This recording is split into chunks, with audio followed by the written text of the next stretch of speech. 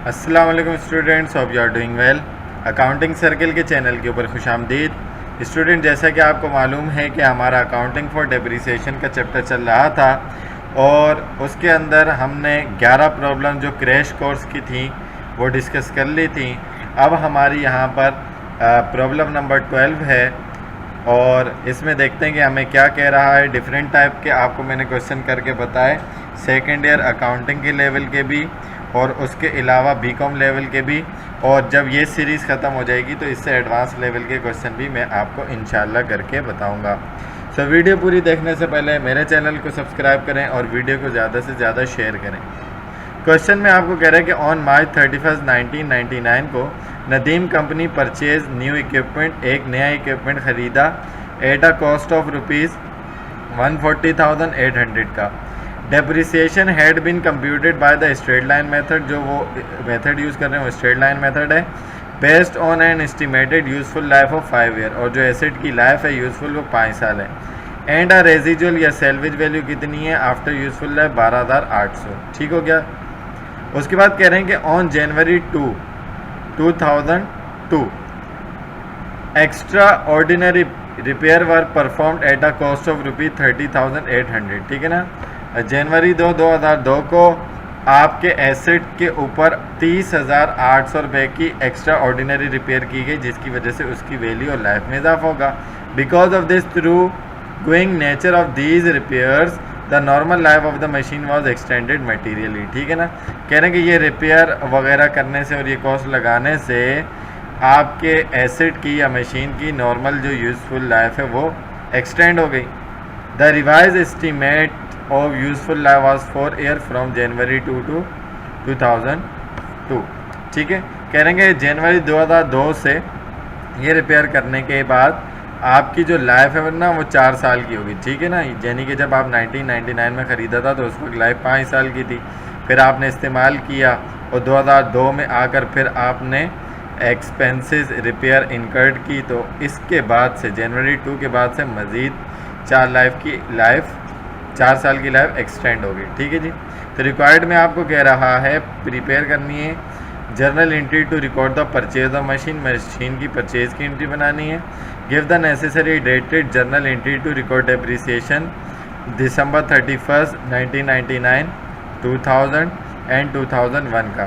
फिर उसके बाद give journal entry to record the expenditure on January 2, और उसके बाद आपने एंट्री बनानी है give the journal entry to record the depreciation on December 31, 2002, यानी कि before extra ordinary repair and after extra ordinary repair आपने एंट्रीज बना के दिखानी है। तो सबसे पहले हम अपनी एंट्री बना लेते हैं जो सबसे पहले वाली है, और वो है कि हमने एसेट को जो परचेज़ किया उसकी एंट्री बना लेते हैं। मैं यहाँ से कलर चेंज कर देता हूँ। तो हमारे पास सबसे पहले जो Nadeem company journal date particular PR debit credit में एंट्री जो बनेगी वो क्या बनेगी कि आपने मार्च 31, 1999 को मशीन खरीदी, मशीन एसेट है, एसेट खरीदा, एसेट बढ़ गया 1,40,800 रुपये का, और कैश पे किया तो कैश हो गया credit to record purchase of machine on cash. ये आपने एंट्री बना ली, ये आपने एंट्री बना ली, ये आपका पहला रिक्वायर्ड पूरा हो गया। इसके बाद हम बाकी के रिक्वायर्ड करते हैं। उसने कहा कि 1999, 2000 और 2001 की डेप्रिसिएशन की एंट्री बनाएं। तो उसकी एंट्री बनाने के लिए आपको क्या चाहिए, उसके लिए आपको पहले डेप्रिसिएशन कैलकुलेट करना है। अब उसने कहा कि दिसंबर 31 का जो है वो डेप्रिसिएशन कैलकुलेट करना है, जबकि आपने 31 मार्च को मशीन ख़रीदी थी। इसका मतलब है कि दिसंबर में साल पूरा हो रहा है तो जनवरी में शुरू हुआ होगा। ठीक है जी। और जनवरी हो गया, फरवरी हो गया, मार्च की 31 हो गई, यानी कि 3 महीनों का पहले साल में डेप्रिसिएशन तो होगा ही नहीं। 12 यहाँ पर डेप्रिसिएशन कैलकुलेट करते हैं।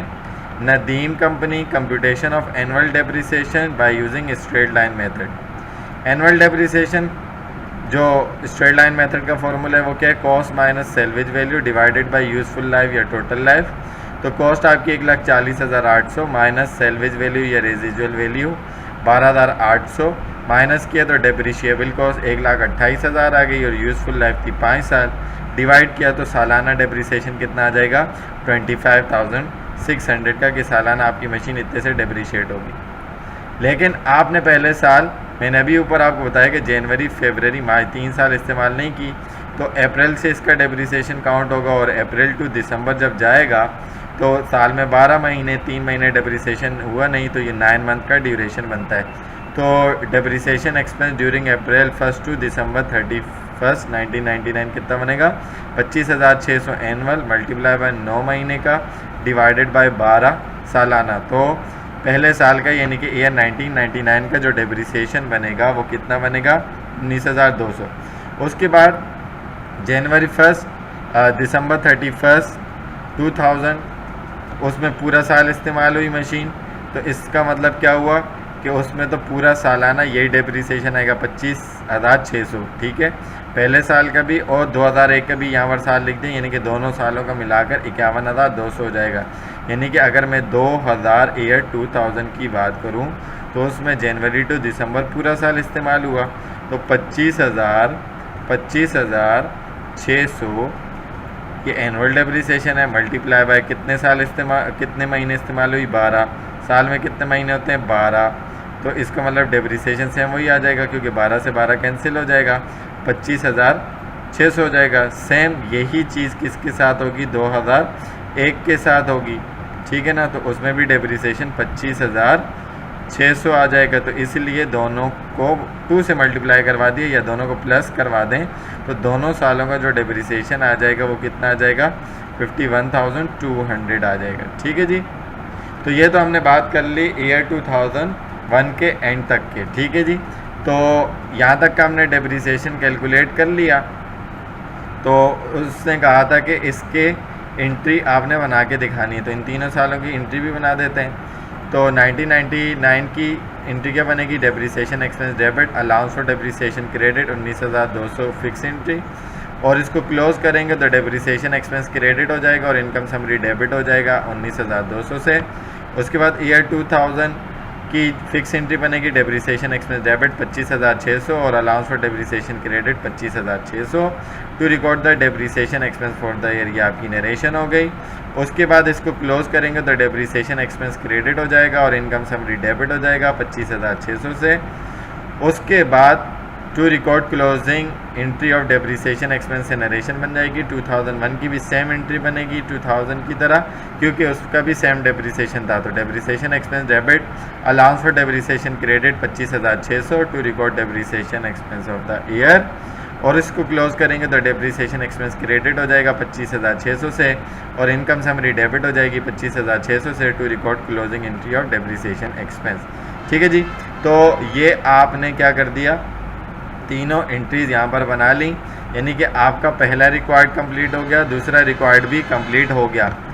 आफ्टर दैट उसने कहा कि give the journal entry to record the expenditure on January 2, नया साल शुरू हुआ जनवरी 2 को 2002 को आपने उसके ऊपर एक्सपेंडिचर किया, यानी कि आपने एक्स्ट्रा ऑर्डिनरी रिपेयर के 30,800 रुपये का, ठीक है जी। 30,800 रुपये का जब आपने एक्स्ट्रा ऑर्डिनरी रिपेयर किया तो यहाँ पर कंप्यूटेशन कर लेते हैं उसकी बुक वैल्यू की क्योंकि उसमें चेंज आ रहा है। तो कॉस्ट ऑफ मशीन कितनी थी, जितने की ख़रीदी थी 1,40,800, उसमें से अलाउंस फॉर डेप्रिसिएशन माइनस किया 70,400। सर ये 70,400 कहाँ से आया, ये ईयर 1999 का 19,200 और 51,200 आखिरी के 2 सालों का, तो ये टोटल करके बनता है 70,400, ठीक है जी। तो इसको माइनस करवाया तो बुक वैल्यू 70,400 आ गई। एक्स्ट्रा ऑर्डिनरी रिपेयर से आपके एसेट की वैल्यू में इजाफा हुआ, दैट्स वाई आपने उसको इसमें ऐड किया प्लस किया, तो आपकी cost of machine after extra repair या बुक वैल्यू कितनी आ गई 1,01,200 रुपये की, यानी कि वैल्यू हो गई चेंज। तो अब इसकी एंट्री किस तरीके से बनेगी ये हमने देखना है। तो अब चलते हैं इसकी एंट्री की तरफ और फिर बाद में उसका डेप्रिसिएशन कैलकुलेट करेंगे आफ्टर एक्स्ट्रा ऑर्डिनरी रिपेयर, ठीक है जी। अच्छा, तो हमारे पास यहाँ पर इसके पास जो एक्स्ट्रा ऑर्डिनरी रिपेयर हुआ है वो कितने का हुआ है 30,800 रुपये का, यानी कि हमारा कैश एक्सपेंस है। तो जनवरी 2002 को हमारे पास कैश हो जाएगा क्रेडिट और अलाउंस फॉर डेप्रिसिएशन जो हो जाएगा वो हो जाएगा क्रेडिट, क्योंकि वो मशीन के अकाउंट में क्लोज हो जाएगा। इतनी वैल्यू इसकी जो गिरनी थी बेसिकली वो कम हो जाएगी, जिसकी वजह से आपका जो अलाउंस फॉर डेप्रिसिएशन का या कॉन्ट्रा एसेट का अकाउंट है जो एसेट की वैल्यू में कमी करता है, उसको आप क्या कर देंगे, डेबिट कर देंगे। क्योंकि उसने क्या कहा था कि आपके एक्स्ट्रा ऑर्डिनरी रिपेयर से या एक्सपेंस के इनकर्ड होने की वजह से आपकी मशीन की वैल्यू में इजाफा हुआ है, तो इस वजह से आपकी ये फिक्स एंट्री बन जाएगी to record extraordinary expense on machine. ठीक है जी। उसके बाद उसने कहा था फोर्थ पार्ट में कि give the journal entry to record depreciation on December 31st। अब जनवरी 2 को तो एक्स्ट्रा ऑर्डिनरी रिपेयर हो गया, ठीक है। उसके बाद जनवरी टू दिसंबर जो मशीन चलेगी तो पूरे 12 महीने चलेगी, तो उसके लिए क्योंकि बुक वैल्यू चेंज हो गई तो आप नए तरीके से डेप्रिसिएशन निकालेंगे। मेथड वही होगा, Nadeem company computation of new yearly depreciation by using straight line method, book value minus salvage value और डिवाइडेड बाय रिमेनिंग लाइफ। पहले लाइफ कितनी थी, 5 थी, और आपने ख़रीदा था एसेट को ईयर 1999 में। ईयर 99 के 9 महीने, ठीक है जी, ये यूज़ हुए, और ईयर 2000 में पूरा साल इस्तेमाल हुई, ईयर 2001 में भी पूरा साल इस्तेमाल हो गई। इसका मतलब 2 साल 9 महीने ये हो गई। तो 5 में से अगर मैं 2 माइनस करवा दूं तो 3 साल बनता है, और 9 महीने मज़ीद माइनस करवा दूं तो इसकी लाइफ 3 साल 3 महीने रहती है। ठीक है जी। तो अब जो एक्स्ट्रा ऑर्डिनरी रिपेयर करवाया तो उन्होंने कहा कि इसकी लाइफ अब जो होगी वो 4 साल की हो जाएगी, तो न्यू लाइफ आप लिखेंगे 4 साल। सेल्वेज वैल्यू में कोई चेंजिंग नहीं थी तो वो 12,800 आ जाएगी। न्यू बुक वैल्यू 1,01,200 आ जाएगी। जब आपने माइनस करवाया तो डेप्रिशिएबल कॉस्ट 88,400 आ गई।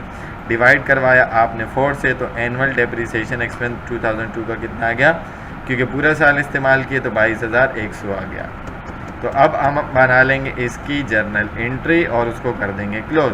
तो 2002 December 31 depreciation expense debit allowance for depreciation credit fix entry 22,100 to record the depreciation expense of the year. इसको क्लोज करेंगे तो 2002 December 31 डेप्रिसिएशन एक्सपेंस हो जाएगा क्रेडिट, इनकम समरी हो जाएगी डेबिट 22,100 टू रिकॉर्ड या to close the depreciation expense कर लें, या to record closing entry of depreciation expense कर लें। सो आई होप कि ये पूरा क्वेश्चन आपको अच्छे तरीके से समझ में आया होगा। अगर इसके अंदर कोई भी कन्फ्यूजन होती है तो आप कमेंट सेक्शन में क्वेश्चन करके पूछ सकते हैं।